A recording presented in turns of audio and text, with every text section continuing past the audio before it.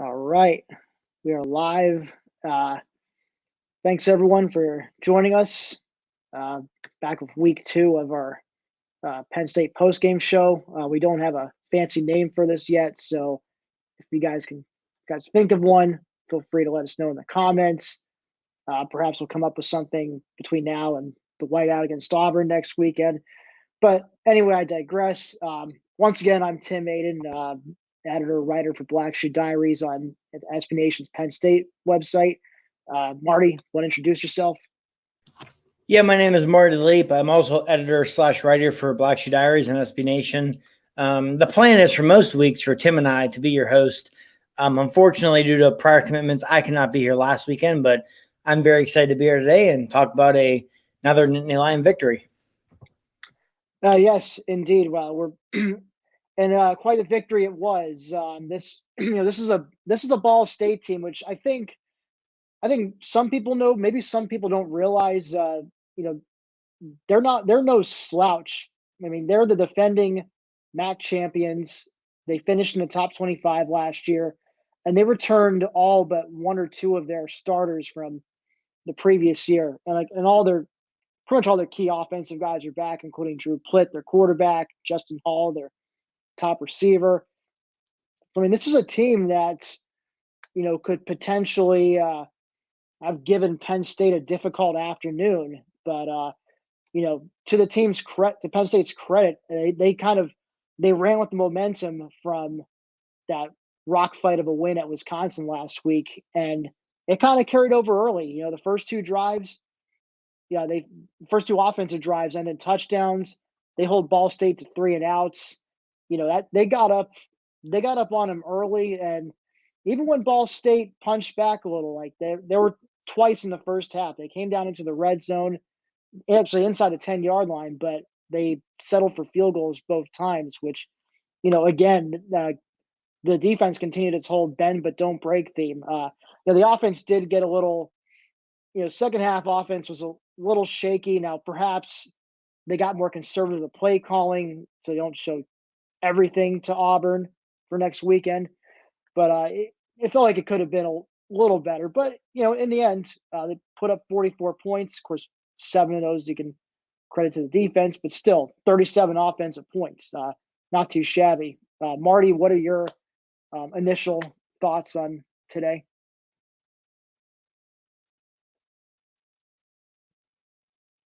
Go ahead, Marty. Sorry. Yeah. Much of what you said. I mean, the defense did awesome. It was good to see when Ball State started to punch back. Penn State really punched back in return. I mean, I know Tim, you agree with me. There's been a lot of times in recent years as Penn State fans, we see them jump out to that early lead, 10-0, 14-0, 21-7, where it might be the other team starts to punch back and Penn State doesn't respond. And they responded today, which is great to see. And like you said, Ball State, yes, they're Ball State, but they're the defending MAC champions. They brought back a ton of starters, including a very good quarterback. Their quarterback really impressed me today. I thought he hung in there, took some really hard hits from a good Penn State defense and just toughed it out. It's encouraging as a Penn State fan to see them come out and dispatch of a good Ball State team like this. To go back a couple years ago, Penn State plays Appalachian State in a very similar game and needed overtime to win.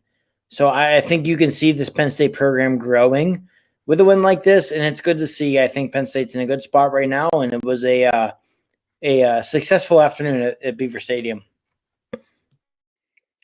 No doubt. And I guess as far as performances are concerned, Sean Clifford, he's a guy who's been much debated about amongst the Penn State fan base. And today, again, I'd say it was mostly good for him. Obviously, some things to work on. There were a few times he overthrew a receiver, which could have either ended up with a huge gain or could have ended up in a touchdown. So, those are things that I think might be fixable as things go forward. I think most importantly, Cliff, once again, did not make any crucial mistakes, didn't make any, throw any boneheaded interceptions or fumble the ball away.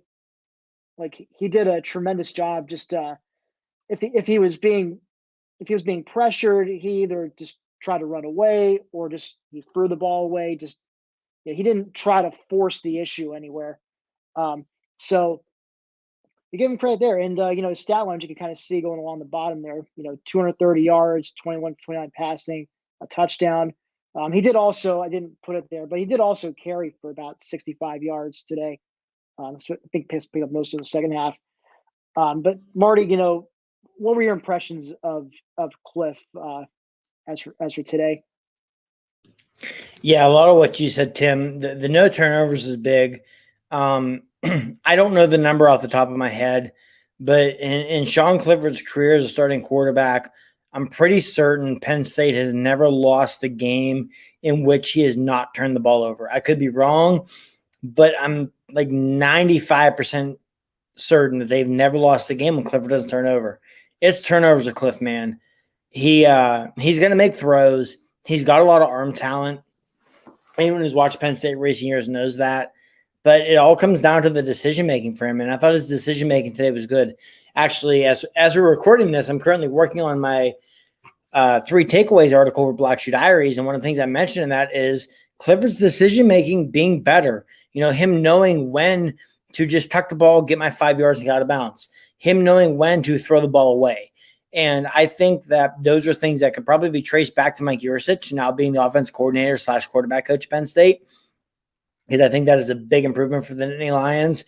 And I think if Clifford continues to play this way where he's playing clean football, not turning the ball over, it's not unreasonable to look for Penn State to be a 10-win team or so this year and to be right there with Ohio State to compete for a Big Ten championship.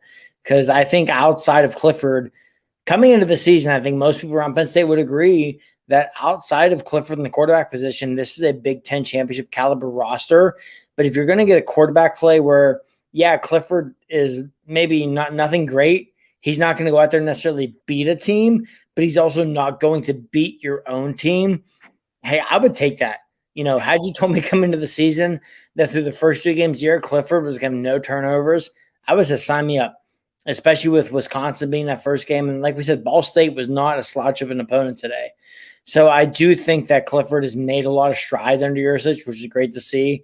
And that can only bode well for Penn State moving forward throughout the rest of the season. Yeah, I'd say I'd agree with all that.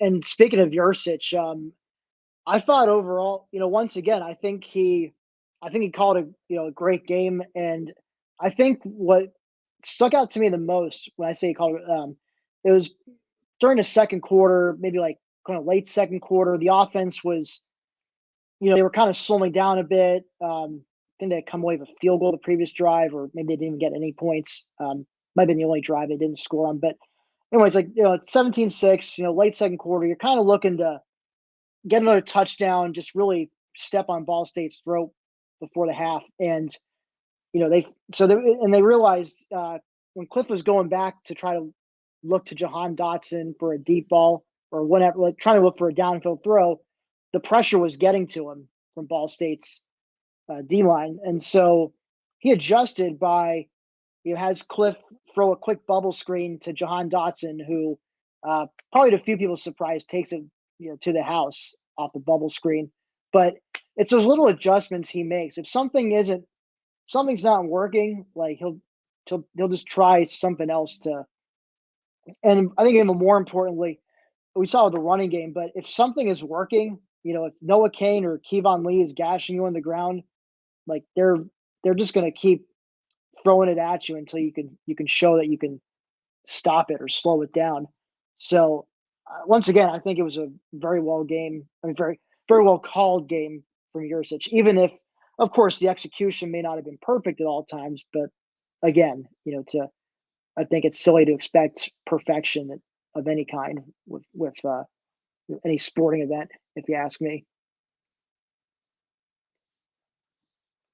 And so, I guess as far as when we talked about the running game, we know last week that was that was an issue for maybe up until early fourth quarter when Noah Kane got going. But today, from the start, it seemed like they were able to set the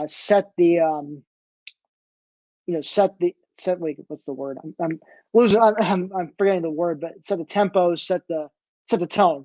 set the tone for They you said know the more pound balanced was attack. going there, yeah. It was definitely a more balanced attack from the get go, and that because they were able to run Noah Kane from the beginning and Kevon Lee.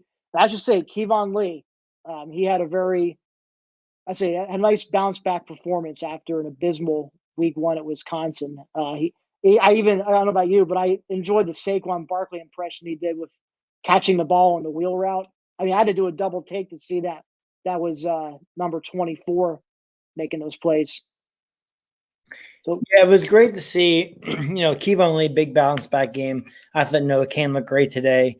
I thought even in their action, Devin Ford and Keziah Holmes looked really good.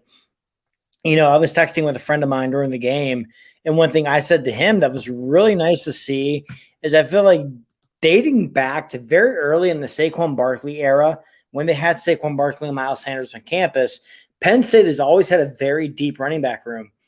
Penn State has not always used all of those running backs.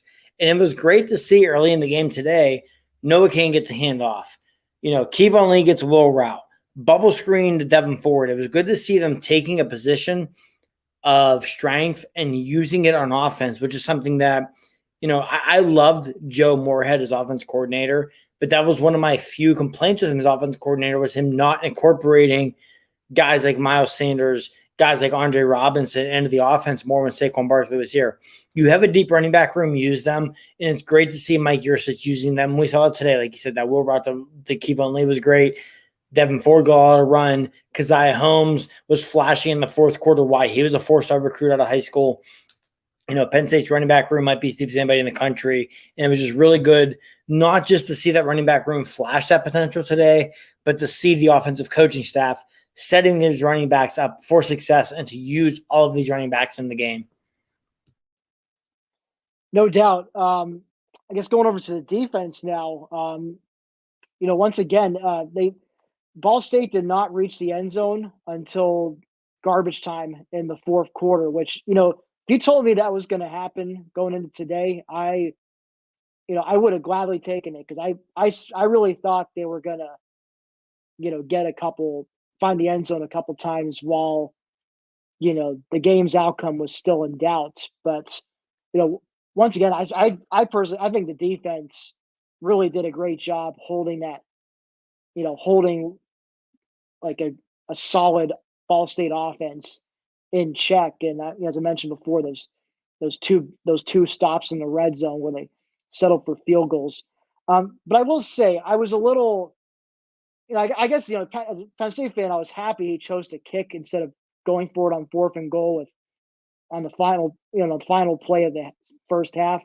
But you asked me if you're a 22.5 point underdog on the road, you're down 21 points.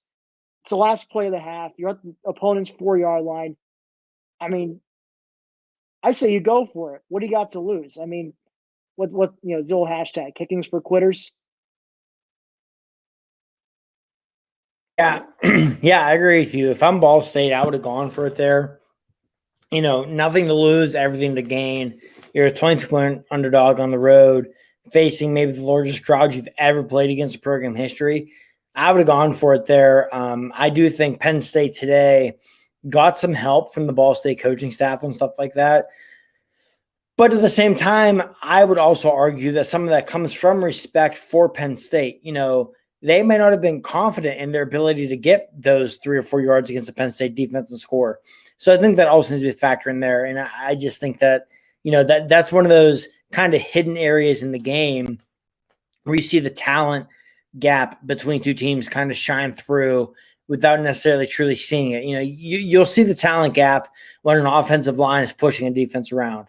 You see the talent gap when receivers are running past defensive backs. You don't necessarily see that when a offense is kicking the ball on fourth and goal inside of the 5 instead of going for it. But that's also part of the equation there where they don't feel confident in their offensive line's ability to move Penn State's front 7 out of the way and get those 3 or 4 yards and get into the end zone. Yeah, I mean you do hit on with whole respect for Penn State's defense, but again, I feel like that's something. I was a little surprised. I figured, they had nothing to lose by trying to go for it and not getting it. I mean, worst case, you're still down 3 scores at the half, which they were anyway when they kicked the field goal. And, let's put it this way. Let's say they go for it and they get the touchdown. And as you saw, Penn State didn't get points on their first possession of the second half. Oh, Course needed at Ball State, but they could have been in a position though where if maybe they had forced they say they got the touchdowns 24-10 half. Let's say they get a 3 and out or whatever. And all of a sudden here they are, a chance to, if they can maybe get a couple of big plays, suddenly they're knocking on the doorstep again in the red zone with a chance to cut it to a 7-point game with another touchdown. And then, definitely would have, made for a more interesting game. I guess I would put it lightly.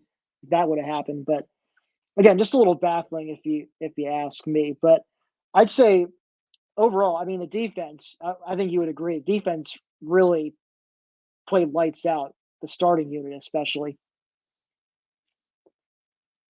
Yeah, that's another topic I touched on in my takeaways article for Black Shoe Diary. So, not to be a shameless plug here or anything, but feel free to go check that out when that goes live here at 8 p.m. tonight. Is that this might be the best defensive group we've seen from Brent Pry. This defense is fast. They're aggressive. This defensive line, this is 2 weeks in a row, the defensive line has controlled the line of scrimmage, and it's come against two solid teams. Again, like we've said, not to keep beating this dead horse, but Ball State is a good MAC team. Last week against Wisconsin, which year in, year out, you expect Wisconsin to have one of the better offensive lines, not just in the Big Ten, but the entire country. And I felt like Penn State's defensive line just totally dominated the Badgers last week. And, Arnold Bacade, PJ Mustipher, Derek Tangelo, Jesse Lucetta, Nick Tarbert, it doesn't matter who it is, who they're putting out there. That defensive line has been awesome. The front seven's really good. This secondary might be the best, not just in the Big Ten, but among the best in the entire Power Five. This is a really, really damn good Penn State defense. And I think this defense is going to give Penn State a legitimate shot at not just beating everybody they play this year, but a legitimate shot at winning the Big Ten this season, especially after what we saw from Columbus today. I think Penn State is very capable of winning the Big Ten this year. And I think a lot of the sorts of the defense and, anyone who reads Black Shoe Diaries, our fellow Black Shoe Diary writers who have been in that Slack channel know that Tim and I have been as detrimental, or however you want to put it, against Brent Pry as anybody. But I got to be the first to admit that Brent Pry and that defense have been awesome this year, and Brent deserves a lot of credit for that. And I really do think that we're seeing this Penn State defense blossom into being one of the best in the country.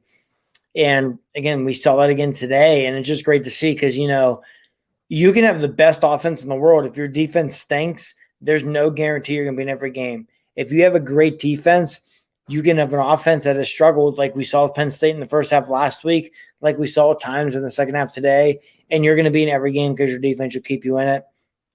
I feel like that's where Penn State's at right now. And Brent Pry, his assistants, Terry Smith, John Scott Jr., who's taken a ton of flack from Penn State fans, Anthony Poindexter, they all deserve a ton of credit for the way this defense has played this far.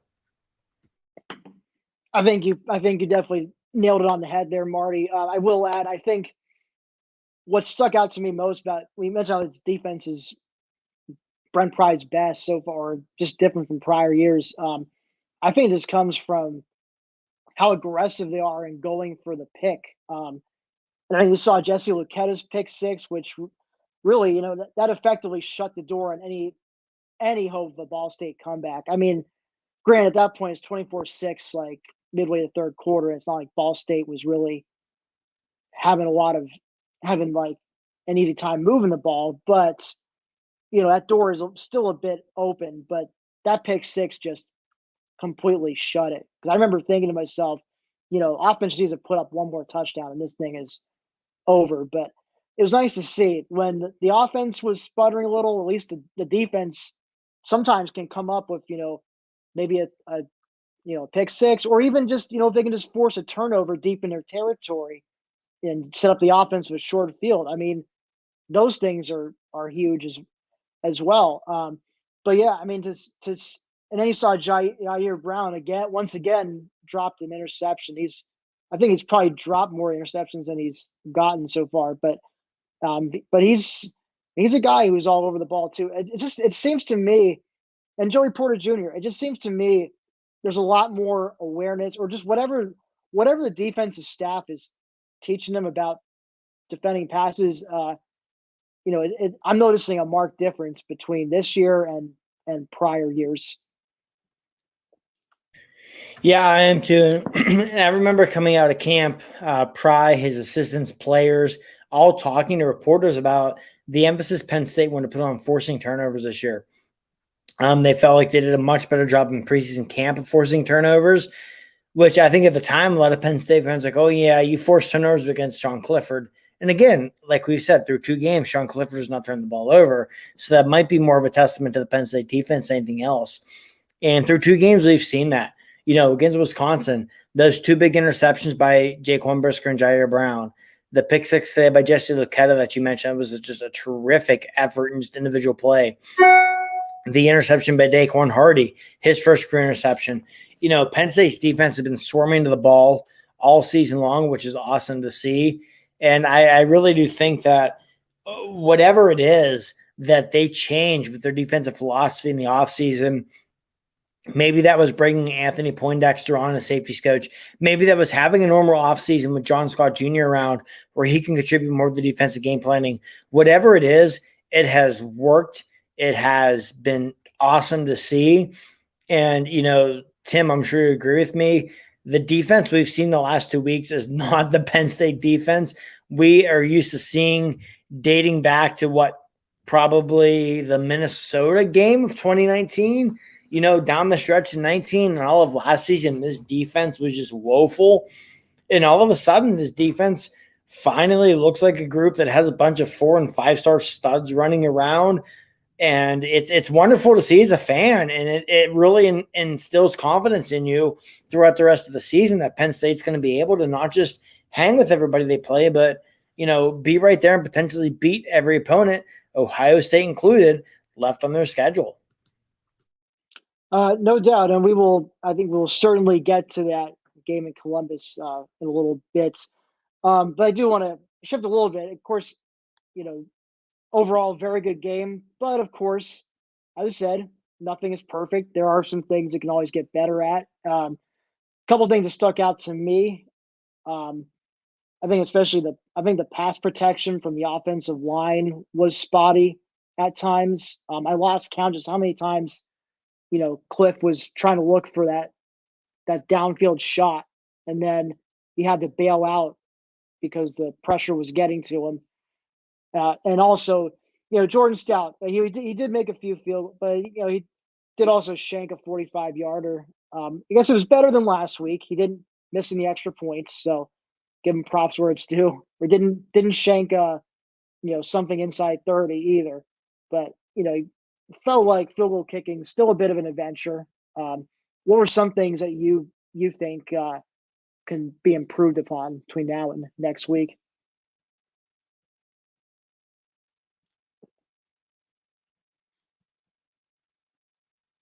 Yeah, I think between now and next week, I agree with Stout that field goal kicking still not perfect as you want to see.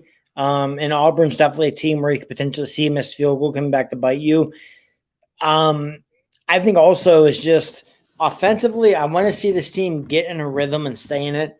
The first 4 or 5 possessions today, they look like the team in the second half last week against Wisconsin. They're clicking. Guys are open. They're running the ball. Cliff's got time. Cliff looks good. And then they came out towards the end of the second quarter. You could see things getting a little shaky on offense and into the early third quarter. Now, towards the end of the third quarter, early into the fourth, they kind of got the wheels going again offensively. But we have yet to see a whole game, a full 60 minutes out of this Penn State offense that looks good. I would love to see it next week against Auburn. I will say, I think next week, I was not there today at Beaver State, and I would love to be talking to various people there, including Clay from Black Shoe Diaries, who was on the show last week. I was texting him a good bit. He said that the atmosphere was electric at Beaver Stadium today for a MAC school. I can't even begin to imagine what it's going to be like next week for a whiteout, SEC, Auburn. Tim, I know you're going to be there.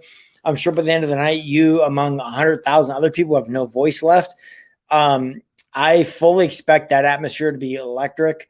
And I want to see the Penn State offense feed off that. I want to see the Penn State offense put together 60 good minutes because, I don't think Bo Nix can walk into that atmosphere and lead Auburn to victory without Penn State's offense making mistakes. So I think that's the biggest thing I want to see moving forward from the Nittany Lions is this offense put together 60 good minutes. I know they've had some hiccups on special teams, but Joe Lorig is widely viewed as one of the best special teams coordinators, if not the best in the entire country. Jordan Stout is going to play on Sundays for a long time, whether it's punting, kickoffs, whatever it is. He's a terrific kicker. Their special teams are going to be okay. I'm very confident in saying that. The offense, I need to see more out of Cliff. And I think we saw a lot out of him today that really soothed over some things. But I need to see the offense put together for 60 minutes. Moving forward, that's what I want to see most from this Penn State team against Auburn next week. I want to see 60 good minutes of offensive football. If that happens, I have no doubts the Nittany Lions move to 3-0. And, at that point, outside of a trip to Kinnick Stadium and a trip to the Horseshoe, there's not a whole lot of other potential obstacles left on the schedule. Yeah. Well, essentially, you do bring up, a whiteout game, and I guess we'll transition to next. I guess you could say it's officially whiteout week, or tomorrow will be officially whiteout week. Auburn bringing its sizzling 61 points per game coming into Beaver Stadium. They did beat, it was Akron and Alabama State, which I think Ball State could probably put up 60 points on those teams, if you ask me. But, of course, credit to them. They did light up some very bad teams. So it's not like if they didn't, then there will really be some problems with Auburn. But as you say, this will be a step up for them as far as opposing defenses, to put it lightly. And you mentioned the whiteout. I mean, today, it's from what it sounded like. Yeah, you mentioned with Clay telling you, and just from what it seemed like watching the broadcast, the fans were much more into a game against a MAC opponent than they typically would be. I mean, just being grateful to finally be back in the stadium and cheering on their team for the first time in almost 2 years. And, and now with, for this will be the first whiteouts since the before times. I mean, I can only imagine. I'm already picturing how deafeningly loud it's going to be next Saturday, and how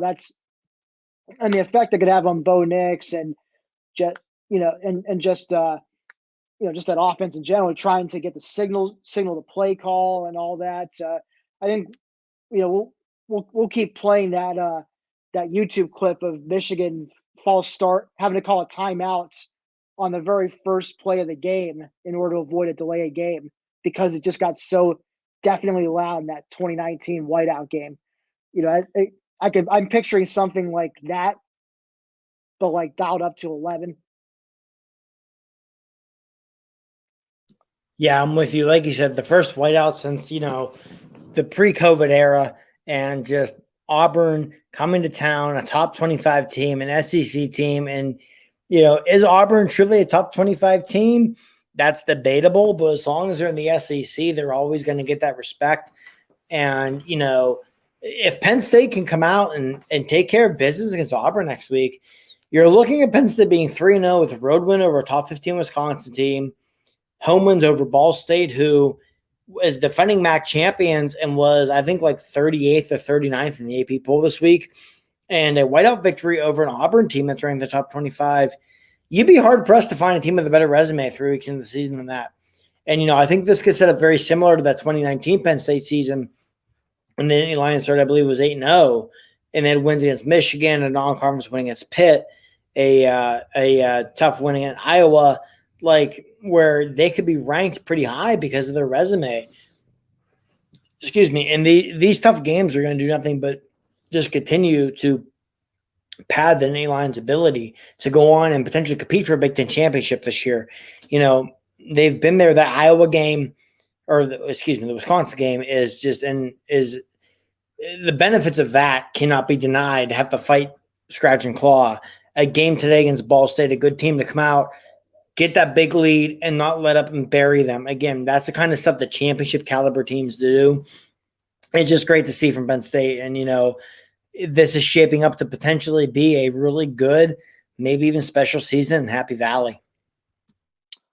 Well, certainly. Obviously I haven't done, I don't know a whole lot about Auburn outside of Bo Nix. I know their running back Tank Bigsby is supposed to be a beast.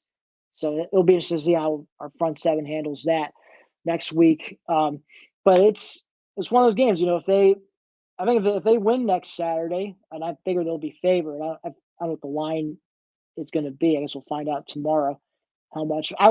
My guess is they'll probably put us at about maybe 6.5 would be my guess. Probably about a touchdown favorite.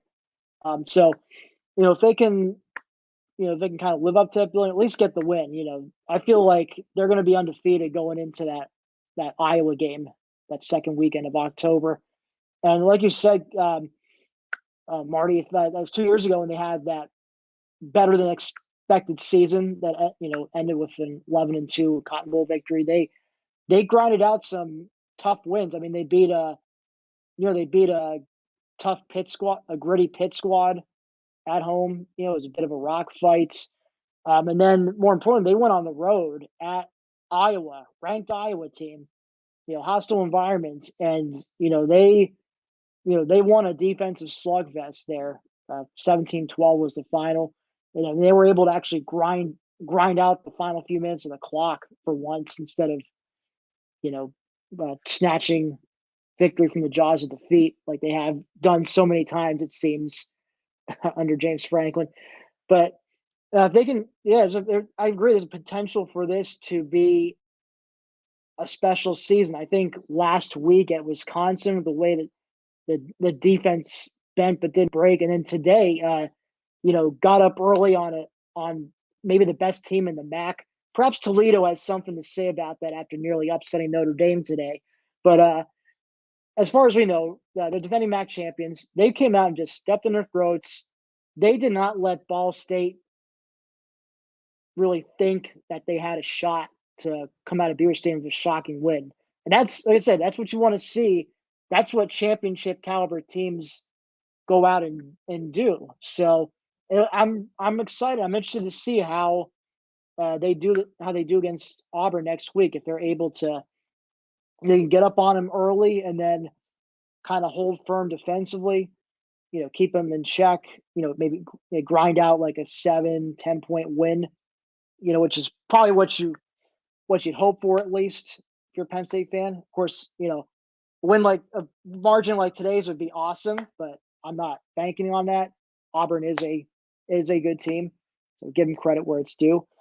But anyway, that's enough talking about. That's enough time about Auburn. Speaking of other games, looking on the Big Ten, I got the Iowa State game on TV in front of me right now. Iowa's currently up 27-17. Final few minutes. Looks like they're gonna take out their rival once again.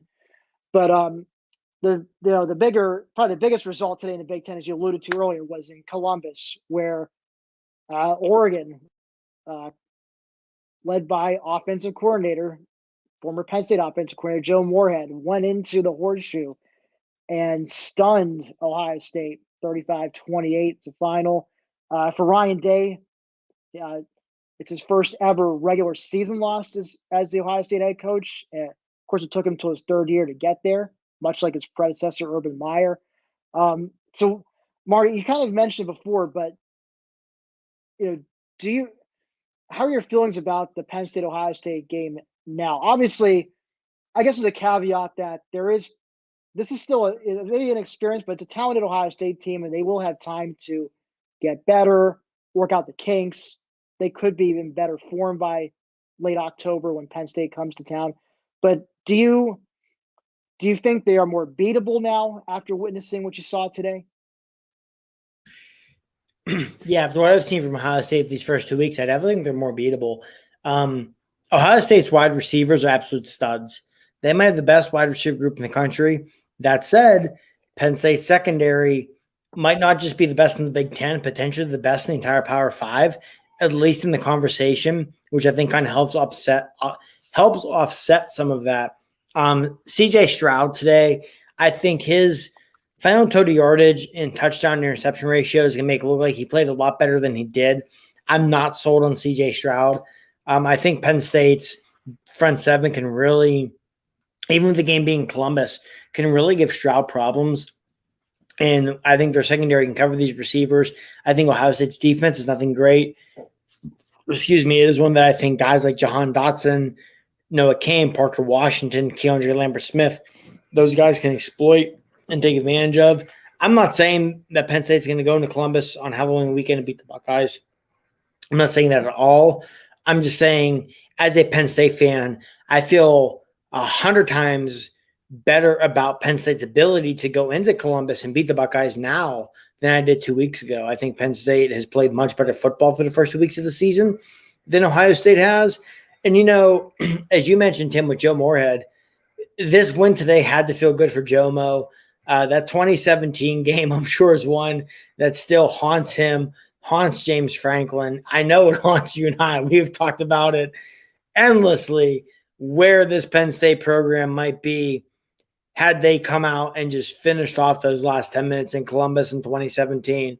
So I'm sure for Joe Moorhead, it feels great to get that victory in Columbus and get out of there. And I'm super happy for him. He's a great guy. One of my favorite things I love to tell about Joe Moorhead, this is completely off base, and I apologize for fans who don't want to hear this, but, Moorhead, for whatever reason, I have no idea why, wastes his time following me, of all people, on Twitter. And Moorhead, he follows me too, Marty. So yeah, not just I don't know if he just deems us as being credible because we work for Penn State side or what. But for those who don't know, Joe Moorhead, he is from Pittsburgh. I am from Johnstown, which is about 60 miles from Pittsburgh. So the same culture and everything. And like 2 years ago, I was at a bar, this right before COVID hit, and a band was playing a cover of Donnie Iris, which is a local kind of like music legend in the Western PA area. And I tweeted something about being in a bar and a band playing the cover of Donnie Iris, and how this is like the most Western PA thing in the world. And Joe Moorhead liked my tweet and responded to it, agreeing with me. It is like the most Western PA thing in the world. So like, I love Joe Moorhead. I'm so happy for him to get that victory. But to circle back to Penn State, I'm not saying they're going to go into Columbus and beat the Buckeyes on Halloween weekend. All I'm saying is, had you asked me 2 weeks ago as opposed to today I feel 100 times more confident in Penn State's ability to go into Columbus and take down the Buckeyes and potentially win the Big Ten East and put themselves in a position to make the college football playoff than I did 2 weeks ago. Well, there you have it, folks. Marty thinks Penn State's going to beat Ohio State this fall. No, I'm kidding. But I do agree. It's gonna. I am a little. Again, I guess I don't want to say I'm saying Penn State's going to win, but they do certainly look more human, more vulnerable than they did just a week or two ago. I mean, I guess the Minnesota game kind of showed some cracks in the armor, but especially on defense. I mean, offensively, as you can see, I mean, they're still very much capable of lighting it up offensively speaking. And so that'll definitely, I'm sure, be the biggest test yet for that Penn State defense when it happens. But that's neither here nor there. But I do think it's a game where, there might be a chance for, if the Penn State continues to, the offense continues to, improve, like get a little more polished up. The defense continues to play lights out, and maybe again just maybe polish some things up. Maybe get a little bit better pass rush, more consistent pass rush, perhaps. I think it is certainly a game that's potentially there for the taking. That being said, perhaps C.J. Stroud puts it together by midseason. Perhaps some of the, I think they might have some younger guys on that D line or the defense that might get a little better as the season goes on. But but we'll see. It's definitely, I'll say I thought of it as a probable loss before the season started. Of course, I guess you asked me, I still think Ohio State would win a close one, but I definitely don't feel like Penn State's going to get blown out, knocked around going into that game. So again, we'll see. We'll find out eventually how that goes. But of course, Auburn, Auburn, Auburn, Auburn, and nothing else, as James Franklin would tweet out. Actually, I guess now he's just saying 1-0, 1-0, 1-0, which, yes, me, it's a little bit lame. I kind of liked it when he listed the opponent's name 100 times in his tweet. So, but yeah, I guess final thoughts. As player of the game, for me, I would have to say it's Sean Clifford. I know he, wasn't, he wasn't perfect. He did have some overthrows he'd like to have back. Maybe took a few too many sacks for my liking, but overall, 21 for 29, 230 yards, 1 touchdown. More importantly, no interceptions. No real, like I said before, no real boneheaded mistakes that would have given Ball State a short field or could have resulted in 6 points the other way. Nothing like that. He did an overall solid job. Got the ball in the hands of his playmakers, which is really what you want him to do. He doesn't have to be a world beater. You don't have to rely on him to carry the team on his shoulders. If he can just distribute the ball to the bevy of playmakers in this Penn State offense, this team this offense and this team in general can go a long way, perhaps all the way to Indianapolis. Yeah, excuse me. I agree with you. Cliff had an awesome game. Just to change up a little bit, player of the game's not the same. I'll go with the running backs as a crew. Noah Kane had new It Takes Two. Your favorite Sally Hansen miracle. ESPN got you there.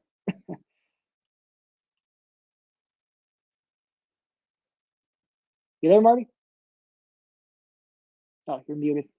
There we go. There was an ad on ESPN that started playing. I apologize. Yeah, I was going to say it was on the box score page. I apologize, but Noah Kane had 99 yards total offense between rushing and receiving. Kevon Lee averaged 8.5 yards a rush, and also had that 1 catch on the wheel route that we mentioned for 24 yards. I thought Devin Ford played a good game. He averaged 5.3 yards per carry and also had a reception on the game. So I would go with running backs as a whole. Just change up from Clifford. I think the running backs played really well today. And, it's just good to see with Penn State coming out on offense and having multiple options that you could pick from for the player of the game. Because I feel like even, 2 years ago in 2019, when Penn State was an 11-2 squad, a lot of weeks it was KJ Hamler and nobody else, So it's nice to see the offense kind of clicking to the point to where you can have multiple options for your player of the game. Yeah, certainly. That's definitely a good choice too for players of the game. Well, final thoughts. So I guess as far as other Big Ten action going on right now, Michigan, and I don't know about you, but I'm kind of going to be watching Washington, Michigan for a couple of reasons. One, I'm curious to see how Michigan does against a defense with pulse like Washington's, but perhaps even more so, I kind of want to point and laugh at John Donovan when that offense, fails to reach the end zone tonight. Yeah, I mean, personally, I hope, on one hand, I hope Washington wins the game just because, it's Michigan. On the other hand, I want Washington to lose because, A, I can't stand John Donovan for what he did here for 2 years at Penn State. And also, Blake Corum, the stud freshman running back from Michigan, in today's example of It's a Small World, his cousin is actually my 11-year-old son's best friend. So, it's cool to see him do well, knowing the family, because he comes from a really good family. I know his aunt and uncle really well. They're great people. But, that's a game for me. I'll be very intrigued in it to watch what happens. I think we'll also learn a lot tonight about Michigan and Washington in general of, can the Michigan offense get going against a good defense? And that'll be something for Penn State fans to watch. I think if Michigan's offense struggles tonight against Washington as a Penn State fan, you got to feel pretty good about them coming to Happy Valley in November. And if that Michigan offense gets going against Washington, hey, you might have more of a game on your hands than you anticipate when Michigan comes here in a couple months.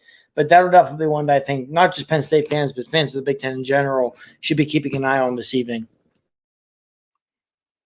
No doubt. But yeah, that's that'll do it for tonight's show. Thank you all for tuning in, all 5 of you on there. This has been Tim Aiden, Marty Leap, blackshoediaries.com. Marty will have his 3 takeaways up shortly, I understand, or it's about to go up. Actually, it just went live about 30 seconds ago, so feel free to hop over to Black Shoe Diaries for my 4 big takeaways from Penn State's win over Ball State. Excellent. Well, again, blackshoediaries.com if you want to read Marty's 3 takeaways from today's game. Thank you for tuning in. Those of you on the Big Ten and the Penn State channel on the Voice of College Football, Mark Rogers TV. We're signing off. We will see you next Saturday night after the Auburn game.